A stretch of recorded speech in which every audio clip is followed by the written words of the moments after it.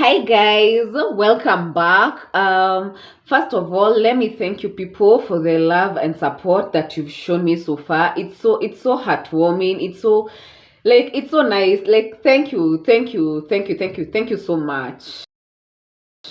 So kastorika leo nikamoto. Anyway, let's get to it. So this happened back in 2011, just when I had finished my class 8. Ilikuwa hiyo time yenye tumemaliza class 8. So this specific day, it was on a Saturday. It was on a Saturday night. Mi nilikuwa nimelala. Then suddenly, kitu about 1 a.m. or 2 a.m., my phone rings. Kuangalia, it was my best friend, like best friend ya ukweli, like si bestie chubui. He was my best friend. Tumpe jina gani? Let's call him Mr. Chinchilla. Why? Because this day was to get me a chinchilla. Na hakuwa ileta. Excuse kwenye uko excuse. If you see this, please papas kufikisha hiyo chinchilla. Thanks. So Mr. Chinchilla is calling me. Me, I pick. We start talking. Tumeongea. Na those who know me, I can't kuongea in low tones. That's impossible. I can't. So I'm there shouting, like I am talking so loudly. I am shouting. I'm laughing loudly. Hadi nimesahau it's like 2 a.m. at night. Tuko hapo tumepiga story. Then suddenly nikaanza kufeel a different energy. You know, vile when someone is looking at you na you're not even looking at them, like when someone is looking at you, kuna vile unawezanga kufeel, unafeel like there's someone looking at you. So mimi nilikuwa nimeangalia side ya wall. Then suddenly I get that ka feeling like kuna mtu ananiangalia. So me I kuturn the person that I saw, it was my mom. My mom alikuwa amekuja. Amesimama hapo next to my bed. Acha hajaongea. So vile nimeturn, mi kumuona, my first instinct of course ilikuwa kukata simu. Mi nikakata simu. Na because ilikuwa zile simu za buttons. Tulikuwa tuna struggle. It was a struggle. So ilikuwa those two phones to a button. So mi when you long press that red button ya kukata simu, inazima simu pia while at it. So I long press the ka button, inakata simu na inazima simu. Then she looks at me. Then the only thing, acha hakunikelelesha or anything, but the look on her face, you guys, where? So she looks at me and she's like, leta hiyo simu. Anachukua then I give her the phone, akachukua simu, akatoka, akaenda. Then I hear her wameenda now to her bedroom. Then I hear her talking in Kikuyu, akiambia my father, akiambia my dad, sasa ni ulimwaribu, ulimpea hii simu, sijui nini, hapo anahitaji hii simu, sasa aona vitu tabia, sasa aona tabia imeanza. Nikajua bas kumeharibika. So wako kwa bedroom. Then like 2 minutes 3 minutes later, mi do wako wakiongea, she comes back to the bedroom. Ananipea simu, ananiambia wakisha hii simu. Nikajua kwisha. So mimi nimeakisha simu, nimeweka pin and all that. She goes back to the room. To their room sasa with my phone. So imeakishwa na it's now like iko on. Then kidogo, I don't know who made the call. I don't know if it's my dad or it's Mr. Chinchilla.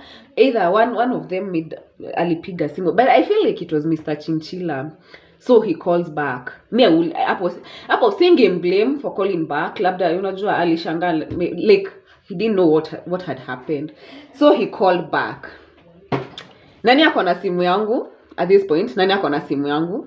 My father, my parents wako na simu yangu kwa in their bedroom. So my father picks the call. Where he picks the call. Then me niko kwa bedroom and my siblings wako sitting room. No, he picks the call, then they wameanza kuongea. Me nini like niko kwa room na shanga like what is happening. Me I'm just hearing my father akoko ameshout. Me nasikia tu from my end, me nasikia tu kijana una adabu. Now he's shouting, kijana una adabu, wazazi wako wako wapi, sijui nini. And I'm like, wa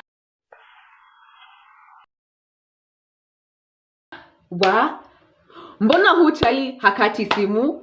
Why is he still on call with my father? Like, you know, a normal person angepiga simu asikie simi nimepick, and definitely that sound, sauti yenye nimepick, it sounds mature and all that, so it's definitely my father. As in angesikia it's my father who has picked the call, natural instinct ingekuwa nini? Kukata simu. But no, this boy decided hatakata simu. Instead, he will engage my father. Hey, unaharibu we! Kuongezea hasira. Umesikia tu kusababisha tu. So my dad is there shouting as in amejam, like nasikia amejam. So he's like, mbona unapiga hizi ni masaa gani unapigia mtu simu? Nini? Hivi ndo wazazi wako sijui nini? Wapi wazazi wako? Mbona una adabu?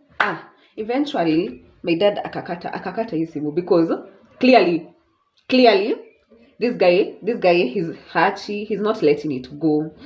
Amekata, nikasikia simu imekatwa, wote wameenda sasa sitting room.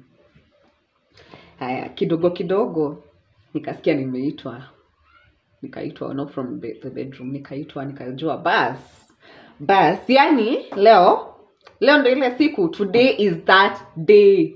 Leo ndo ile siku. I'm tensed.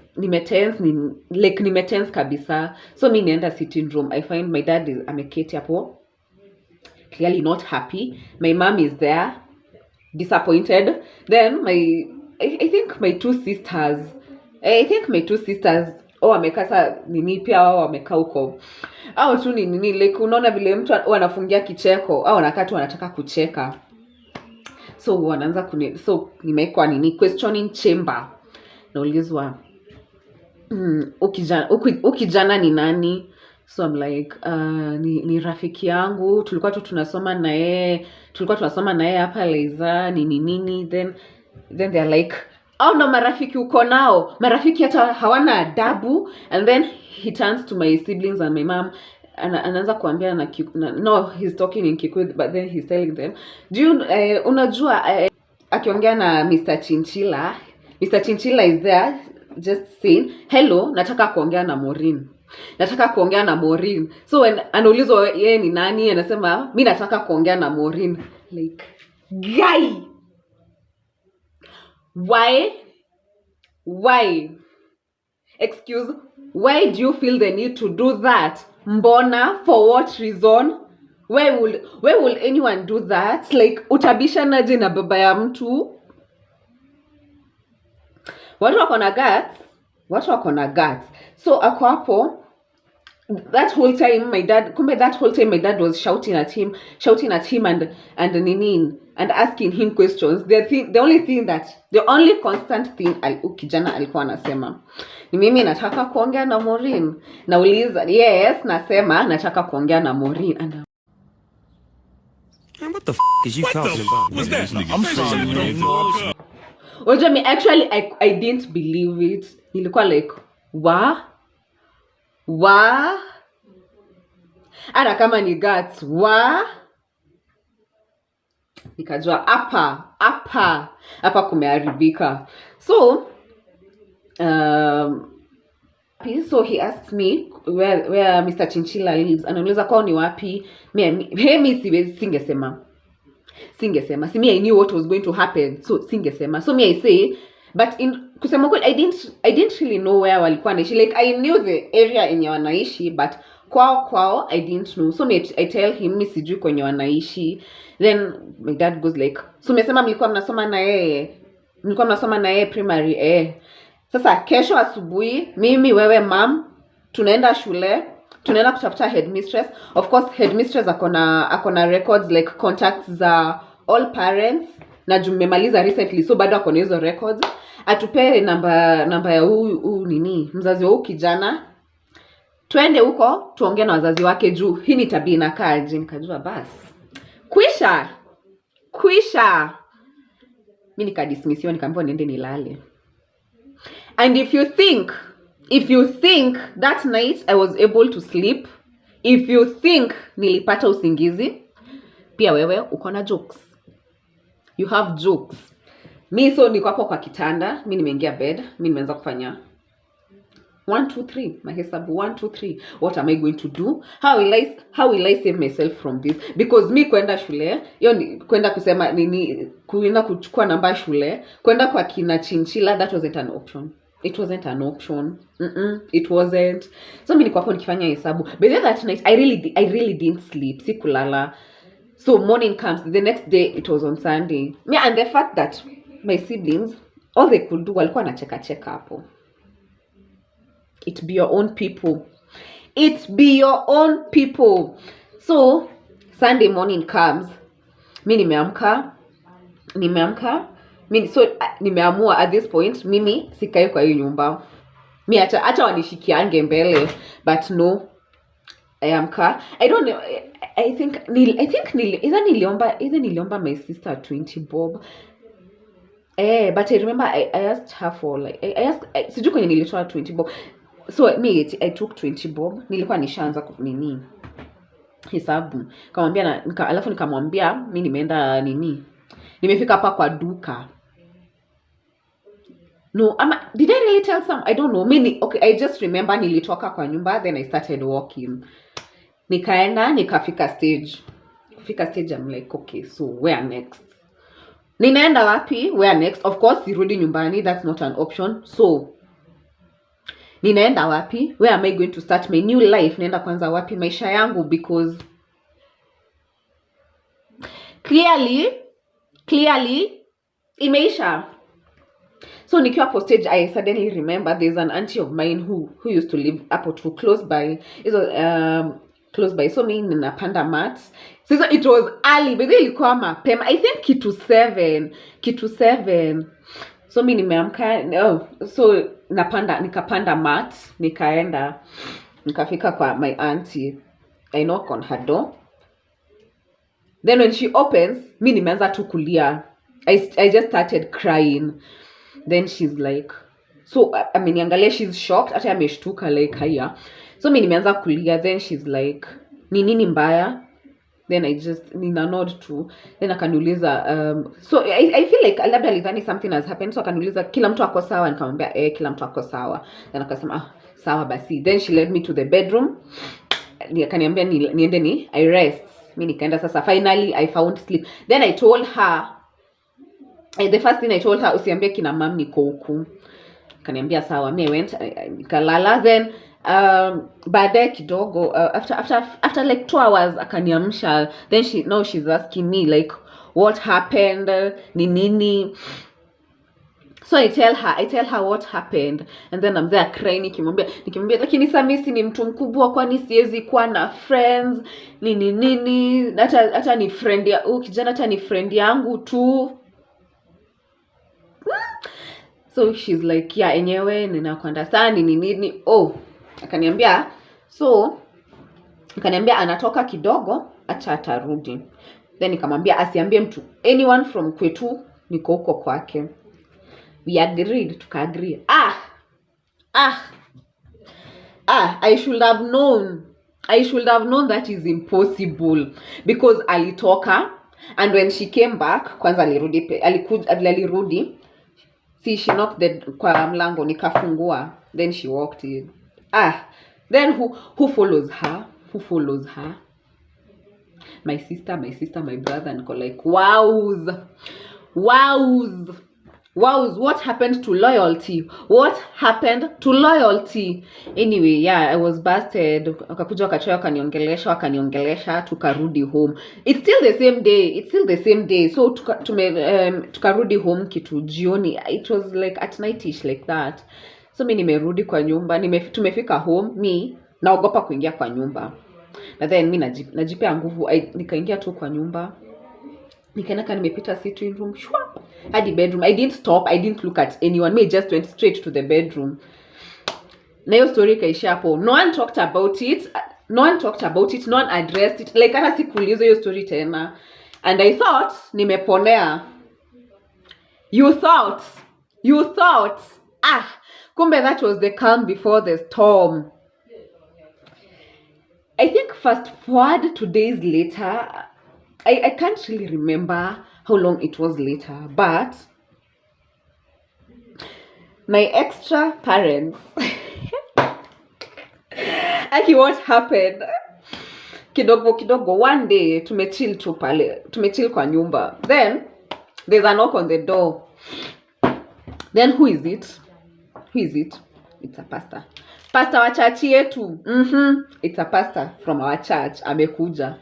So tunashanga ala ai kidogo small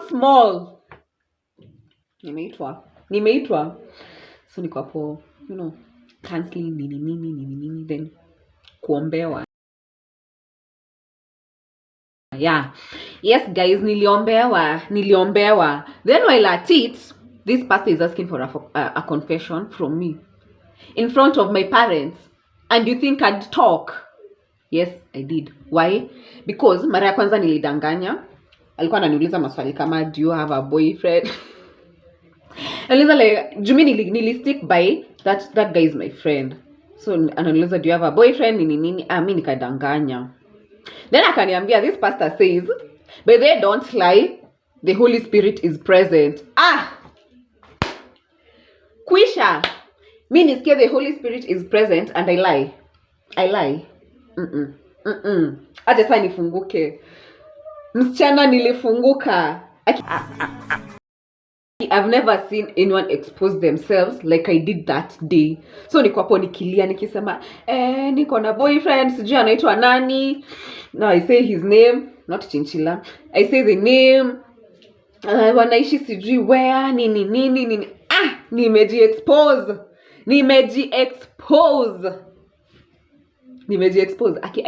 I really exposed myself.